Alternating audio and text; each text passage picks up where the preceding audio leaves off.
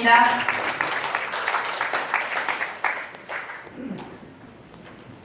안녕하세요. 네, 반갑습니다. 저희 상품 2016년 5월에 분양하는데요. 서귀포 동동 센트럴 팰리스입니다. 이제부터 사업 설명회 시작하도록 하겠습니다.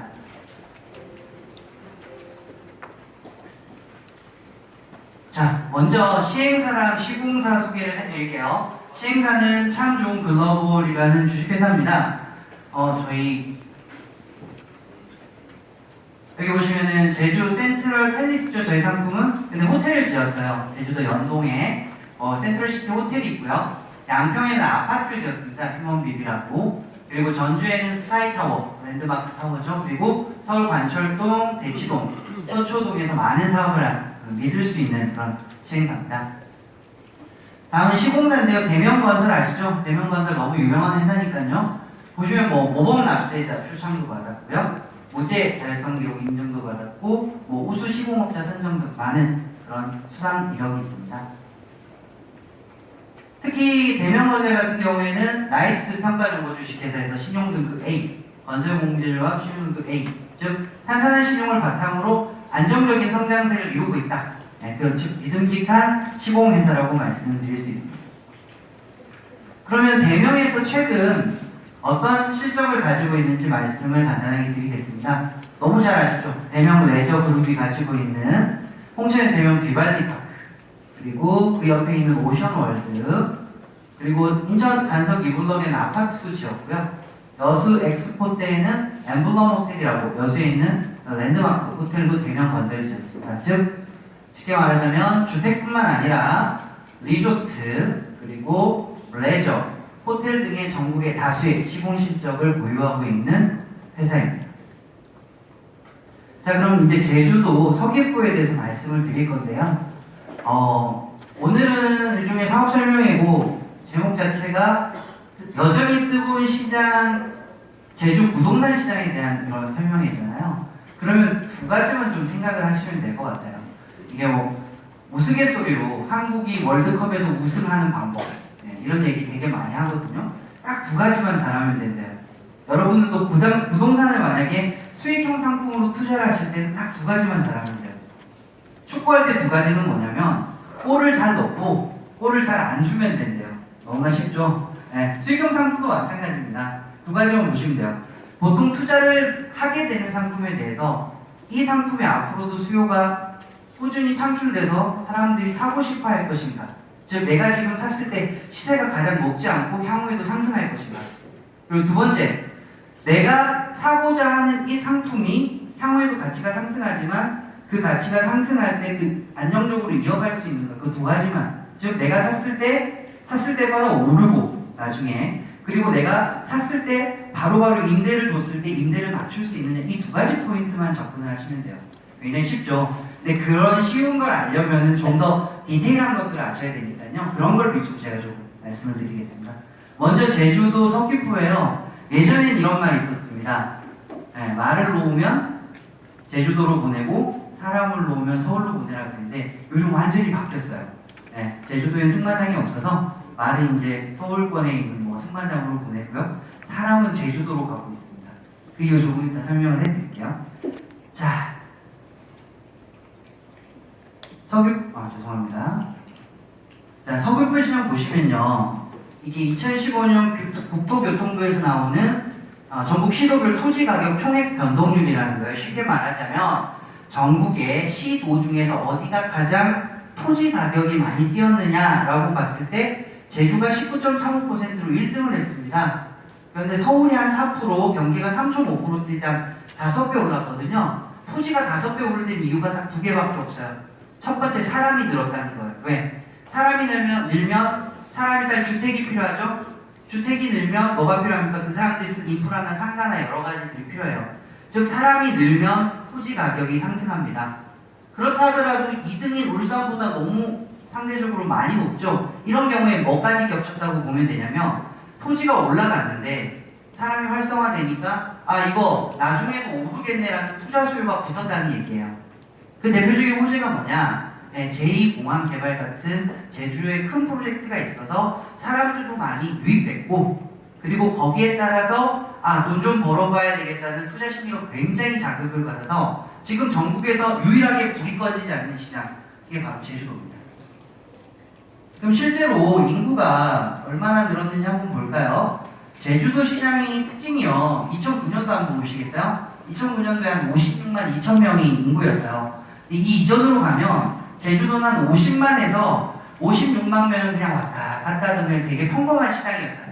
근데 2011년을 기점으로 인구가 폭발적으로 늘기 시작합니다. 그래서 2009년보다 지금 한 10만 명 이상 늘었고요. 여기 2012년에서 2014년, 15년까지만 비교해 볼 때 인구가 약 한 6만 명 정도 늘었고 세대수는 23만에서 25만으로 세대수는 한 2만 세대가 늘었어요. 여기 말하는 수치는 굉장히 중요한 수치니까 꼭 기억을 해주셨으면 좋겠어요. 2012년부터 2015년까지 인구는 한 6만 명 늘었고 세대수, 즉 가구수죠. 가구수로 따졌을 때 2만 가구 정도가 증가했는데 이게 어떠한 영향을 미쳤는지는 뒤에 말씀을 드리겠습니다. 그리고 하여간 이렇게 인구가 늘었는데 그 이유는 앞서 말씀드린 가장 큰 호재인 서귀포 제2공항이라는 호재가 있었고요. 그 외에 제주도를 대표할 수 있는 6개 빅 프로젝트가 지금 진행되고 있기 때문입니다. 자, 이게 이제 제주도 빅 프로젝트 6가 진행되는 것들이에요. 영어교육학원부터 등등해서 한 6개가 있는데요. 중요한 건 여기 있는 우리 현장 센트럴 팰리스를 기점으로 전부 진행되고 있다는 거죠. 여러분, 만약에 돈을 굉장히 많이 버는 사람들이 나타나면 어떤 시기에 나타날 것 같습니까? 보통 혁명의 시기에 나타나요. 혁명의 시기. 혁명 얘기하니까 우리 회사에서 썰전에 전원책 변호사님 좀 막 단두대 보내고 이런 혁명이 아니고요. 학교 다닐 때 다 배우셨죠. 1차 혁명 뭡니까? 농업혁명이었어요. 그 전까지 농업을 생산을 못하다가 드디어 농사라는 걸 짓기 시작하면서 잉여 농산물이 생기고 그 농산물을 팔아서 부를 축적한 사람들이 대지주라는 엄청난 부를 축적을 합니다. 그 다음엔 2차 혁명이 일어나죠. 여러분 잘 아시는 산업혁명. 농사를 짓다가 이제 공산품이라는 걸 팔아서 부를 축적하는 자본가들이라는 세력이 나타나요. 3차 혁명은 너무나 잘 아시죠. 여러분 쓰신 핸드폰, 인터폰 같은 지식혁명. 그러니까 구글이나 알파고 같은 회사들, 네이버 같은 회사들이 떼돈을 벌었어요. 무슨 말이냐. 패러다임이 바뀌는 시기에 어떤 혁명적인 일들이 일어나는데 그때 그 혁명적인 단서들을 잘 포착하는 사람들은 돈을 벌어요. 그럼 부동산에도 혁명이 있었을까요? 있었죠. 대표적인 혁명의 프로젝트의 중심 여기 앉아 계시잖아요. 강남개발. 네. 옛날에 서울 강북이 굉장히 밀집돼 있었어요. 그래서 뭔가를 짓고 싶은데 지을 땅이 없어서 논밭값밖에 없던 강남에 무언가를 진행을 해서 굉장히 큰 도시가 되었죠. 그러한 현상이 지금 어디에서 나타나고 있는가 이 지도를 보시면 아실 수 있죠. 빅6 프로젝트가 전부 제주 이남에 집중되어 있습니다. 즉 서귀포 쪽에 집중되어 있다는 것은 이미 제주 자체는 과밀도되어서 더 이상 투자할 수 있는 여력이 없다는 거예요. 용지가 없기 때문에 그 제주도 남쪽인 이 서귀포 쪽으로 자본과 인력과 프로젝트들이 몰리는 거고요. 이러한 혁명적인 시기에 제주도에 투자를 한다는 것은 여러분의 돈을 굉장히 빠르고 안전하고 확실하게 증식시킬 수 있다라는 이야기가 되는 겁니다. 제 말이 거짓말 같으신 것 같으면 앞으로 통계를 보시면서 계속 한번 맞는지 틀린지 비교해 보시면 될 것 같아요. 자, 그래서 이 6개의 프로젝트 한번 살펴보겠습니다. 자, 첫 번째 가장 중요한 프로젝트죠. 서귀포 제2공항. 요거 발표나고 나서 성산읍이 4배까지 올라가서 막 난리가 났습니다. 그래서 이러한 신공항 프로젝트 최대 소외지는 아무래도 서귀포 지역이다라고 말씀드릴 수 있고요. 그 다음에 헬스케어 타운이에요. 아까 지도 보셨죠? 저희 사업지에서 가장 가까운 빅6 프로젝트 중에 하나인데요. 중요한 거는 얘가 1단계가 이미 완공이 됐어요. 그래서 휴양콘도가 410이 완공이 됐고요. 2018년까지 사업기간이기 때문에 이제 의료기관 단지들이 들어오는데요. 지금 뭐 엄청난 고용 유발효과 뭐 이런 것들이 있는데 이건 별로 중요하지 않고요. 여러분들이 보셔야 될 거는 상시 고용 인구가 4,000명이고요. 한 32,000명 정도 고용 창출이 예상된다. 회사가 굉장히 부족하기 때문에 지역 인근에서 수요를 창출하는 경우, 즉 뭐 원룸이나 투룸 타시는 분들이 되게 많다는 거 말씀드리고 싶습니다. 혁신도시예요. 제주 혁신도시가 어디 있냐면 제주 잘 아시겠지만 여기 오른쪽에 구도심이 있고 여기 신도심이 있는데 여기 양쪽에 거리가 6km 정도 되거든요. 거기 왼쪽에 있는 신도심에 있는 게 혁신도시고요. 이 혁신도시 같은 경우에는 총 9개 공공기관을 입주시키는 프로젝트인데 7개 기관이 입주를 완료했기 때문에 거의 다 들어왔다라고 생각하셔도 되고요. 아파트를 여기 분양을 했어요. 보시면은 세대수가 한 1,700개 정도 분양을 했는데 청약 1순위에서 다 끝나서 계약 끝났습니다. 미분양 하나도 없어요. 그래서 여기만 해도 그러니까 제주혁신이 한 5만 5천 명, 거기 포함된 신시각이 6천 명, 그리고 이 혁신도시에 바로 붙은 택지개발지구라고 있어요. 혁신도시 들어오면 그분들이 살 집지을 택지 짓고 있어야 되잖아요. 거기 아파트 인구까지 해서 한 2만 명 정도, 저기서 한 지금까지 한 9만 명 정도의 인구 유입이 예상되죠. 그리고 제주 영어 교육도시예요. 얘는 지금 이미 여기 보시는 한국국립국제학교랑 노스런던 컬리지랑 브라이션 홀 아시아 이 3개교는 개교했고요. 추가로 4교가 개교해서 총 7개의 명문학교 그리고 9,000명의 학생을 포함해서 24,000명 해서 이제 인구 유입을 목표로 진행되고 있어요. 그리고 마지막 프로젝트입니다. 신화역사공원이고요. 여기는 이제 역사 문화를 핵심 테마로 하는 복합 리조트를 만드는 건데 수용 인원이 한 6,200명이고 얘가 지금 현재는 진행 중인 그런 프로젝트예요. 즉 6개 프로젝트 대다수가 지금 진행이 거의 다 끝났거나 완료 시점인 거고요. 인구가 지금 유입되는 인구 거의 다 유입되거나 뭐 앞으로 들어올 인구가 11만 5천 명 정도 형 프로젝트를 예상을 하고 있습니다. 자, 이러한 인구 유입이라든지 개발 호재가 있기 때문에 토지 가격도 많이 뛰었지만 공시 가격 상승률 또한 25.67%로 전국 최고고요. 제주를 제외한 광주가 최고인데 그보다 10% 정도 높기 때문에 투자 수요가 굉장히 많이 유입되어 있다고 판단할 수 있습니다. 그래서 제주도는 전국 최고의 임대 수익률을 자랑하기도 합니다. 그래서 11.91%라는 임대 수익이 있는데요. 아까 앞에 저희 강사님께서 말씀해 주셨죠? 곽창섭 대표님께서 무슨 얘기 하셨어요? 한국에만 유일하게 있는 제도, 전세. 전세가 가능한 기조가 뭔 줄 아세요? 전세가 가능한 기조는 딱 하나예요. 고금리. 무슨 말이냐? 내가 아파트를 한 3억 주고 샀어. 전세를 한 2억 8천에 나. 그리고 그 2억 8천을 은행에 맡겨서 한 4% 정도 받다가 시세 차익이 생기면 팔아. 그런데 요즘은 주택을 가지고 사람들이 어떻게 생각하죠? 아, 더 이상 안 오를 수도 있을 것 같아. 그래서 어떻게 접근합니까? 그럼 3억 주고 사서 안 올라도 이자놀이 해야겠다. 왜? 한국은행 기준금리가 1.5%밖에 안 되니까. 그럼 전세 절대 줄 수 없죠. 그죠? 그럼 뭘로 갑니까? 월세나 안전세 형태의 패러다임으로 바뀌는 거예요. 그리고 이런 패러다임이 바뀌어서 궁극으로 가면 어떻게 되죠? 투자 상품 자체가 수익을 낼 수 있는 가장 안정적인 투자처가 되기 때문에 오피스텔 야 그건 그냥 임대 수익률 월세 받는 거지 안 오르는 상품이 아니라가 야 거기 월세가 11% 나와? 그럼 나 하나 사야겠다. 아 그럼 나 프리미엄 2,000 얹어줘 라는 소위 말하는 시세 차이까지 획득할 수 있는 상품으로 바뀐다는 거죠. 저희가 지금 이런 시대에 서 있습니다. 그래서 지금 현재 저금리가 장기화되고 있기 때문에 반전세랑 월세가 급등하기 때문에 임대 수익 상품에 대한 관심도가 매우 증가했고 제주도가 가장 높게 그걸 실현해 줄 수 있다. 근데 그것보다 더 중요한 건 뭐죠? 제주도 혹시 오피스텔이나 투자해가지고 세 주신 분 혹시 있으세요? 없으세요? 제주도 가서 여쭤보세요. 이 월세 수익률의 가장 큰 함정이 뭐냐면 11.9 아니 11% 해볼까요? 11%면 한 달에 1%씩 받는 거거든요. 1%?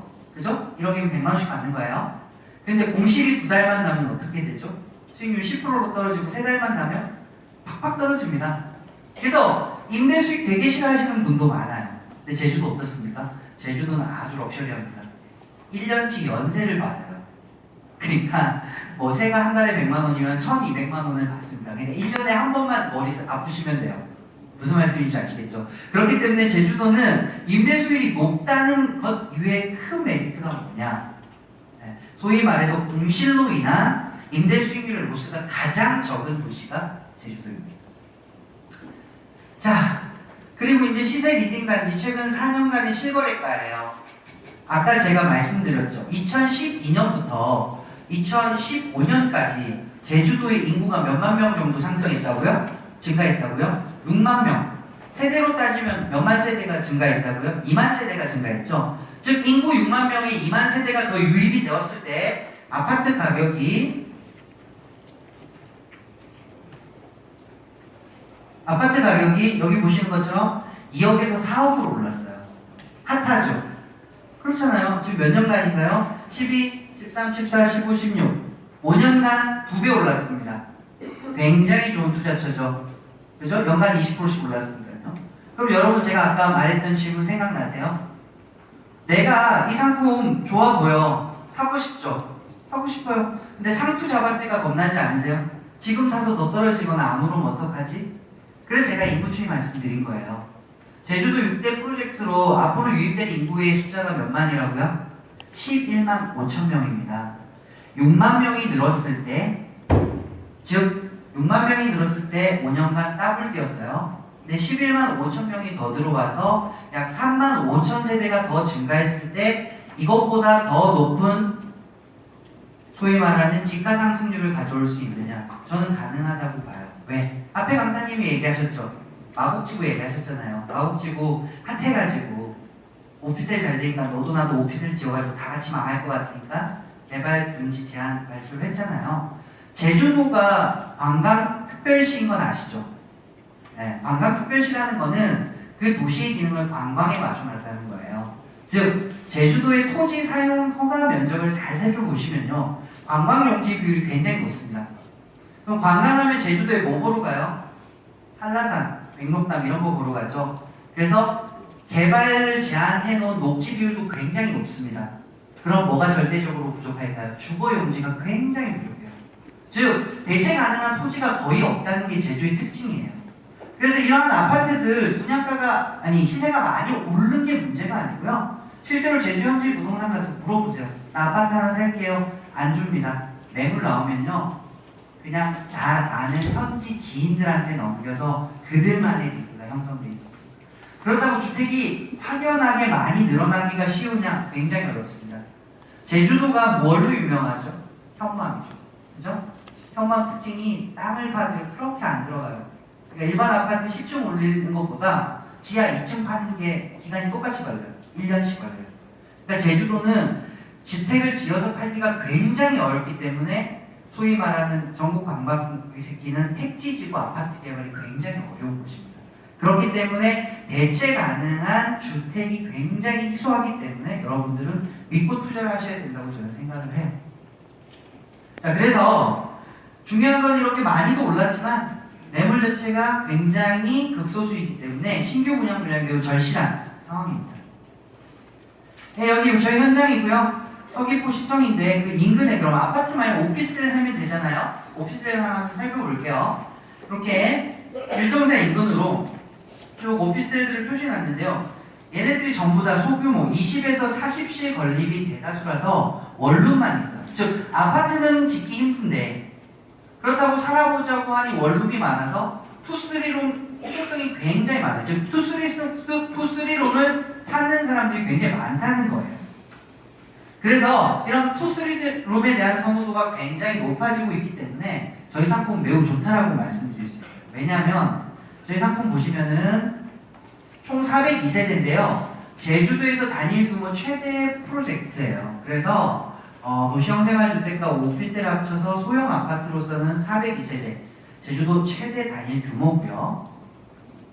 여기 보시면 실제 조망인데 여기 저희 현장이에요. 그리고 이거 실사진입니다. 반경 1km 내에 생활에 필요한 시청, 관광미양, 시장, 병원, 학교, 공원, 홈플러스까지 모든 게 인프라가 갖춰져 있어요.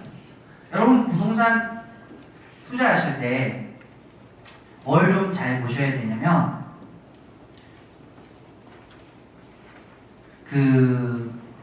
인프라가 갖춰진 곳에 투자를 하는 것이 굉장히 유리합니다.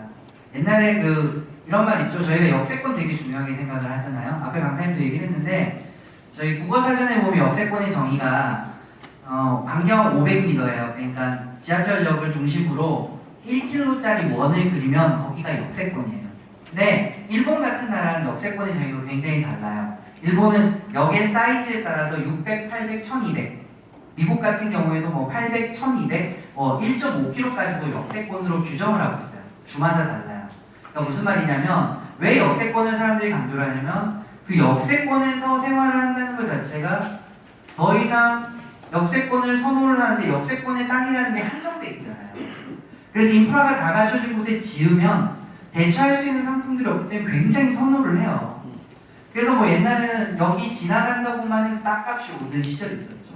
그래서 신도시들은 역세권, 뭐 더블 역세권, 트리플 역세권 해서 많이 팔아요. 근데 그런 투자할 때 가장 유의하셔야 될 점이 뭐냐면 실제로 있었어요. 인천 쪽에, 부평 쪽에 지하철역 1호선이 계획이 돼 있었거든요. 연장이 취소됐어요. 사업성이 없어서.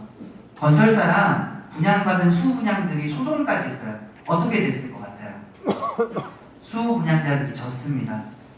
분양공고 당시에 그 사업계획은 원래 다 있었기 때문에 그게 임의로 거짓말하거나 허위 과장을 한 게 아니었죠. 하지만 피해는 누가 봤죠? 분양자들이 봤어요. 그러니까 향후에 갖춰질 인프라는 굉장히 위험할 수 있습니다. 그래서 가급적이면 이렇게 인프라가 갖춰진 곳에 투자를 하는 게 좋은 방식이죠. 그걸 앞에 있는 강사님이 굉장히 어려운 말로 표현하셨죠. 뭐죠? 고밀도 집적 지역에 투자를 하라는 말이 그런 말이에요. 자, 보시면요. 그래서 저희 상품은 인프라가 갖춰진 곳에 투자를 할 수 있는 상품이기 때문에 매우 뛰어나다라고 말씀드릴 수 있습니다.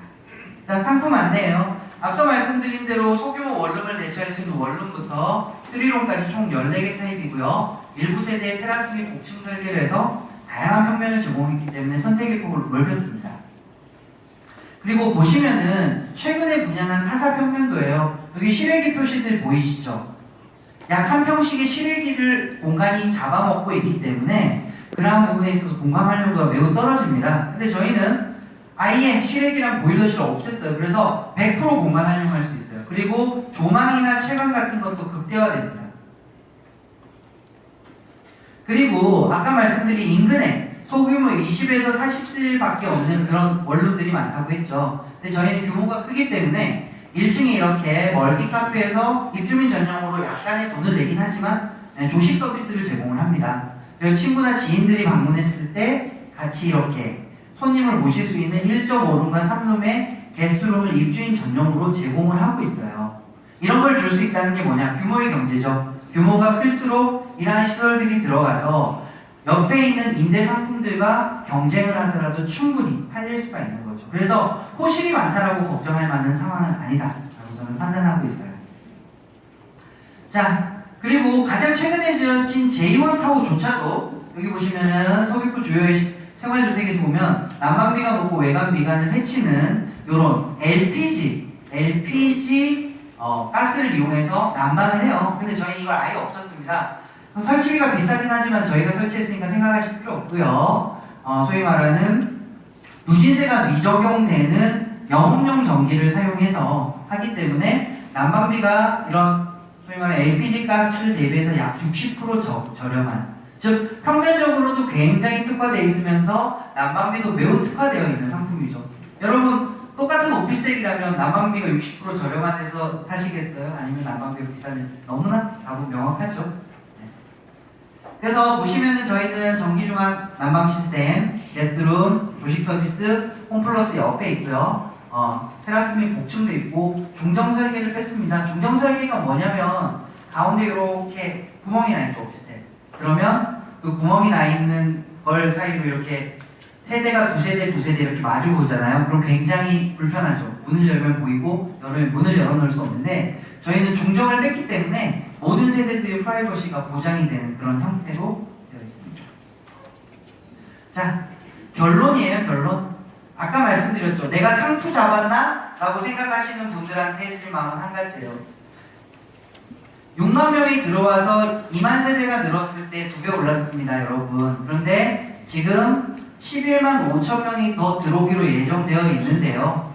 그죠? 그러면 3만 5천 세대가 더 들어오는데 전 더 오를 것 같아요. 왜? 제주도는 인허가 문제나 그 토지 컨디션의 특성 등으로 인하여 아파트나 생활주택을 더 공급하기가 매우 어렵습니다. 두 번째, 그럼 세대수가 너무 많잖아. 402개를 지금 분양을 하면 분양은 잘 될 것 같단 말이에요. 그럼 분양 받은 사람은 손해 안 보려면 어떻게 해야 돼요? 임대가 맞춰줘야 되잖아요. 임대 맞출 수 있겠어? 라는 대답을 제가 지금부터 드릴게요. 여기 있는 상품이 저희가 분양했었어요. 서귀포 J1타워라고 지금 프로젝트 센트럴 팰리스 전에 가장 큰 단일 규모 최대 규모인 200 64세대 분양을 했습니다. 어떻게 됐을까요? 분양 되게 잘 됐어요. 3개월 만에 다 팔았어요. 그리고는 언제 입주를 했냐면 16년 2월에 입주를 했어요. 임대 맞춰야 되잖아요. 임대가 얼마 만에 맞춰졌을까요? 2달 만에 맞춰졌습니다. 2달. 그만큼 제주는 시장이 핫하고 많이 사람들이 들어오는 구조예요. 심지어 제주에는 조그만 음식점의 종업원조차도 서울에서 가요. 근데 특징이 뭐예요? 서울에서 종업원이 내려오면 숙박도 제공해줘야 돼요. 살 곳을 제공해주면 사람을 구할 수가 없어요. 아까 제가 관광미학 얘기하면서 제주 부사관 말씀드렸죠? 실제로 저희가 J1타워 분양할 때 그 해군기지에서 왔었어요. 와서 되게 멋있는 제안을 했습니다. 저희 264세대 다 통으로 사면 안 돼요? 라고 했는데 사업하시는 분이 뭐라 그랬냐면 안 팔아요 라고 했어요. 팔고 남으면 그거 사세요 라고 했는데 그래서 계약을 못했죠. 그만큼 수요가 아직도 넘치기 때문에 여러분들이 투자형 상품이면서 안정적으로 수익을 얻고 향후에 큰 시세 차익까지 볼 수 있는 상품은 저희 상품이라고 생각하고 이로써 사업 설명회를 마치도록 하겠습니다. 감사합니다. 네, 여러분 큰 박수 부탁드립니다.